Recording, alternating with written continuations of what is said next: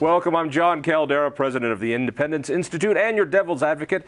A little later in the program, we'll be talking about how these elections affect energy. But first, God, it's fun to see journalists freak out over this election.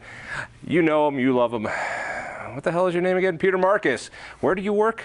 Durango Herald. I work at the Durango Herald for one more day. Really? Just one more day? Tomorrow is my last day.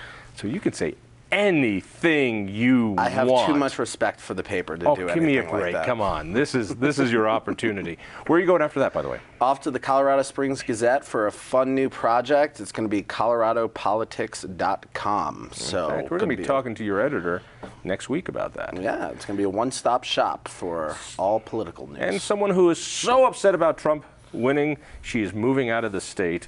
Rachel Sapin from the Aurora Sentinel. Thank you for being here. Thanks for having me. Yeah, you are moving. I am moving. So you can say anything you want. Yeah, I can. But all right. I got to go with Peter. I love Colorado, too, and I'm not going down that path. What path? Come on, let's see it. Instigator. Yeah, I'm ready to talk politics. All right. I think, let's do the quick Trump thing for a second.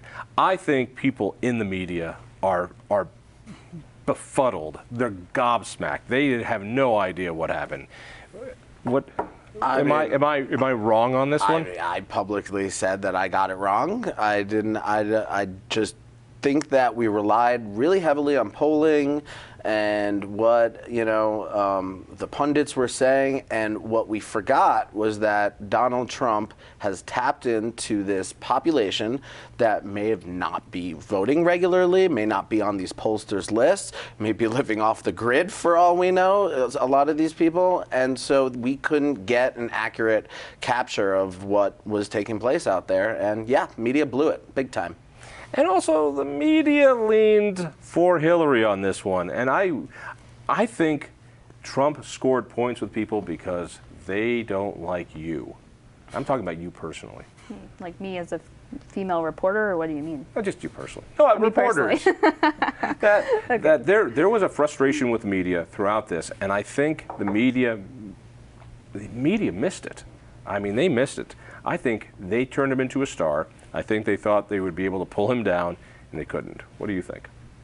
I mean, yeah, I think that, I would try to talk to pundits and the ones that we all kind of use in the Denver area. And they all said the same thing, that, Donald Trump is going to affect Republicans negatively, that, down ballot races are going to be affected, and you really didn't see that. I mean, you saw kind of a reverse. So I agree that it was like we couldn't really get experts to take these voters seriously, and unfortunately it does affect how you write about issues and President Trump now.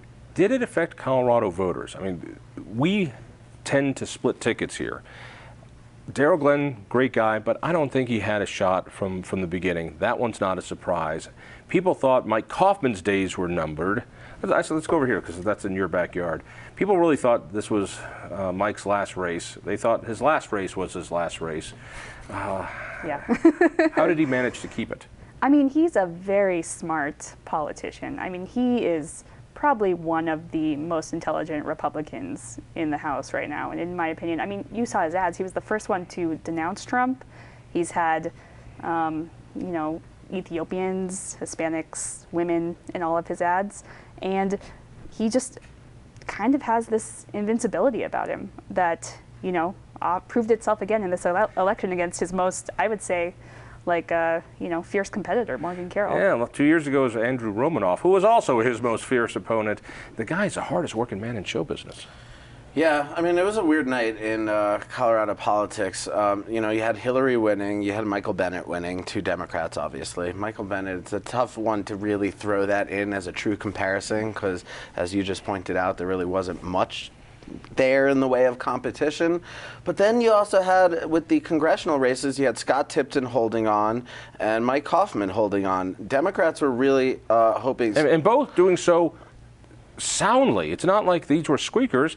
They won, Exactly. and they won fair and square right up front. There was no recount necessary. Kaufman, obviously, a surprise, tipped in less of a surprise because it's more of a Republican-leaning district. But the Democrats were really, oh God, right up until the last day, they were like, this is going to be close. They were talking 3 points. They were so excited about, the fact that in this rural, sprawling, Republican-leaning district, and then it was double digits in the end. He ended up pulling by. She didn't even really play well in Pueblo. The real threat was the state legislature, I thought. To get rid of a United States congressman, that's a tough haul. But with only one seat for the Republicans to hold on to, give the scorecard at the end of the night. They did it. They maintained that one seat, narrowly, but they maintained that one seat. It was a wash. It was another interesting situation where in Jefferson County, the Republican Laura Woods was ousted by the Democrat Rachel Zenzinger. And then in Adams County, it was an open seat, but that had been held by a Democrat. Republican Kevin Priola ended up picking it up over the Democrat Janice May, which washed it because all the other seats went the way they already were. Talk to me about the Laura Woods seat, because that's just an amazing district. Yeah, I mean, I live in that district.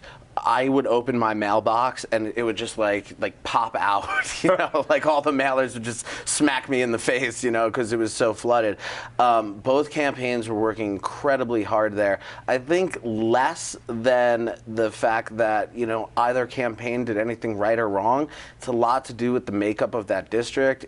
Tons of unaffiliated voters, swings both ways. If a Republican has that seat, then they want a Democrat to have that seat. If a Democrat has that seat, then they want a Republican to have that seat. So I think it had more to do with the manic nature of the district than necessarily who did what right or wrong campaign-wise. There's this sense, though, that there were going to be Hillary coattails in Colorado.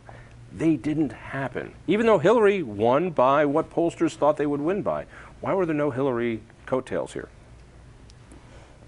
I think that the people who, in a way, I think that she did help, especially Aurora State House and Senate lawmakers keep their seats. Aurora didn't see a big change in its Democrats, and it's a largely Democratic, there's largely Democrat state lawmakers from Aurora. And even this year, like Joanne Winholtz, her seat flipped. She's the one that made the Planned Parenthood comments to Daphne Michelson-Jeanette.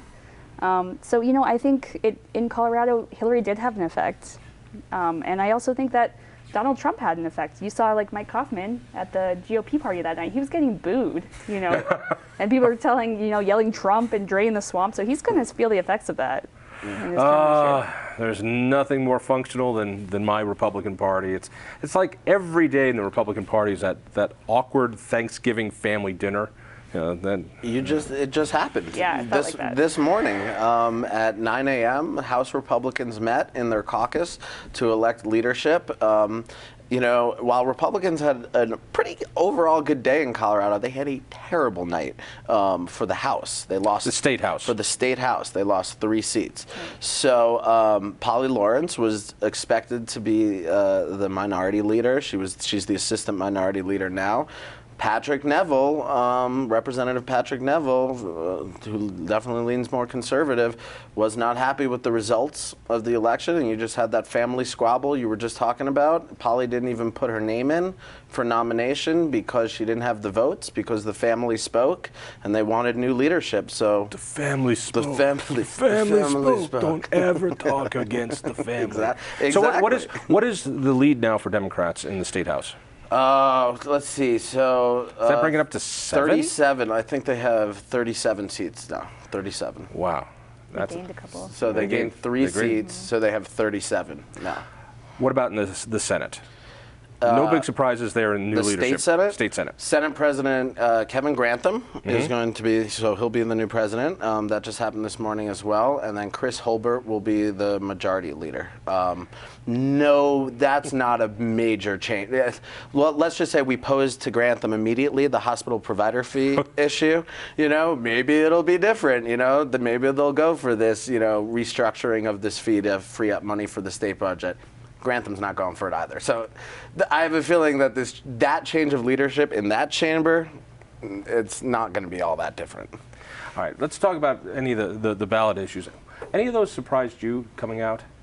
I mean, the polling seemed to work right down the line. The one that surprised me was the one on the one you slavery. got crushed on? Well, the one I got crushed on. But I'm used to being crushed. And by the way, $5 million in John Elway against me and nothing is not a big surprise. Sure. But that one I did expect. But the slavery one I didn't expect.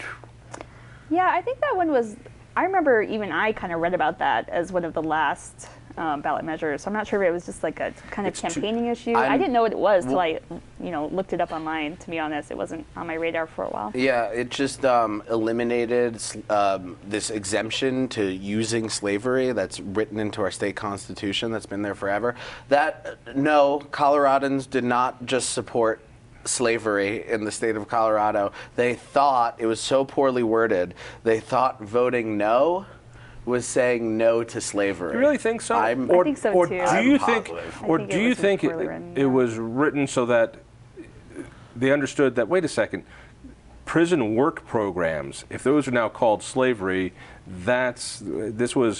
we don't want to end those programs. No, I don't. There was hardly, even the Department of Corrections didn't even run a campaign. Nobody, unless you poured over your blue book, which I don't think most voters do, so maybe I'm not giving them enough credit. All voters read the blue book. Poured over. I said poured over it. Oh, yeah, unless you really got into the fine print of it, you wouldn't have even known that corrections issue. Yeah, we had such a long ballot. I just think it wasn't the year for that to be on the ballot, maybe, because people just were, they had their issues. Tobacco won in Colorado. This was the first time I've ever seen big tobacco come in and fight a tobacco tax increase, and this one was a horrendous one from their point of view. And they rarely say, we got to toe the line here. How was it they were able to win that one? Besides the gobs and gobs of money, they hit on a message I think that worked. Honestly, I'll defer to Peter on this one. I was really surprised that didn't pass. It seems like Colorado, tax increases, and a lot of the marijuana ones have passed. We got a bunch of school bonds passed, so it really was this outlier of, just the one tax. They went with the Jon Caldara messaging, is they said that this money will be locked in the state constitution. It could be a slush fund for anything, even though it was earmarked. And it was not. And by the way, remember Ref C, you're too young. That money was earmarked too, and poof. Fair enough. Well, so the messaging worked. Yes. That was the messaging. But you said besides the $17 million that they put into the campaign? Besides that doesn't change Sure, just besides the $17 million that the tobacco industry spent on that. But the tobacco industry can't do those fights every day. This one was one worthwhile for them to fight. I think this one was seen as we here and no further. I mean, obviously they felt they could win it, and they did. Well, lose it. Does anything, let's finish with this question, does anything change in Colorado politically after this election? Really, I mean, from nuts and bolts. No. I mean, really, no. You have, obviously, there's the Trump politics. How will a Trump administration, unravel, obviously, environmental issues, public lands, oil and gas, fracking, issues that his administration will be working on will trickle down. But as far as the internal politics of the legislature, still a split legislature, nothing changed, Yeah, I agree. I thought really locally here in Colorado, we didn't see much change, which was interesting. So I don't know what that's going to mean for the state going forward. We've kind of been, we're surrounded by red other than New Mexico and Nevada. So it's good news or bad, more of the same. Thank you both. Stay tuned.